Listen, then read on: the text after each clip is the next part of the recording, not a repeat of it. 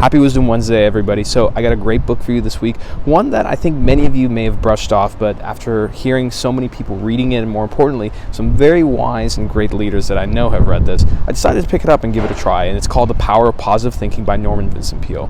And let me tell you what the book's about and why you should probably consider buying it. So Vincent Peale was a minister back in the 90s, and a lot of people who, let's say, are scientists or psychologists, dismissed a lot of the things that he talked about in his book back then because he wasn't a scientist. But it's hard to argue with the ideas that he presents. And here are some of the ideas that he presents: that life is going to be hard, and no matter what you do in life, you're always going to be better at doing something or solving a problem when you have a positive mindset. Why? If you think about the most successful people that you know of, when they're faced with a real crisis or real problem, are they very negative about it? Do they constantly worry or stressed out? Or do you try and approach things with a positive yet realistic mindset? And it's definitely probably the latter. You see, when it comes to visualization, especially with tapping into your subconscious, when we're faced with problems in life, we do have the solutions and answers to those kind of things within us, but we have to have a positive mindset so that way our subconscious can kind of go to work and creatively look for those solutions.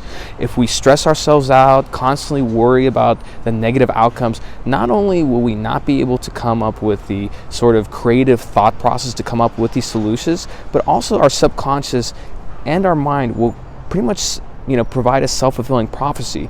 There's this saying that what you get out of the mind is essentially what you feed into it. And if you think about some of the most successful points in your own life, it came as a result of you being positive about what those outcomes can be and really focusing on it. Something that he mentions that I definitely agree with is that fear is one of the most toxic and disintegrating emotions in the world, but worrying is probably the most subtle, and along with that, anxiety. So worrying and being anxious about something, if you think about it, fear has to do with something that's specific that you can name, and anxiety is really kind of a broad thing. And so a lot of times when we're feeling anxious, it's really not about anything specific, and that disinhibits our ability to be creative and think about great solutions.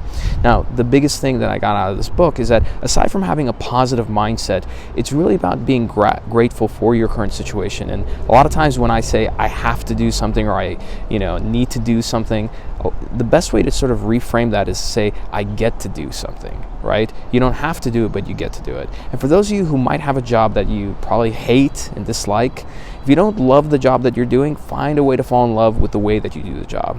So again, it's a fantastic book, and to sort of add a little bit of science to this for those of you who want some sort of validation from it. From a medical standpoint, many of you have heard of cortisol. It's a hormone that's in our bodies, and we hear about how too much cortisol is bad because it causes stress and everything. So you need cortisol to wake you up in the morning. So it is an important hormone. But when you have too much stress and worry and anxiety and negative thinking, cortisol starts to shoot through the roof. And the reason why that's a bad thing is that cortisol is actually part of almost every single physiological and biological pathway that leads to disease in this life. And if you think about it, people who are constantly stressed out, always very negative, aside from having miserable lives, they often tend to die rather young from a variety of reasons. So that's your book of the week. Happy Wisdom Wednesday, and I'll see you next week.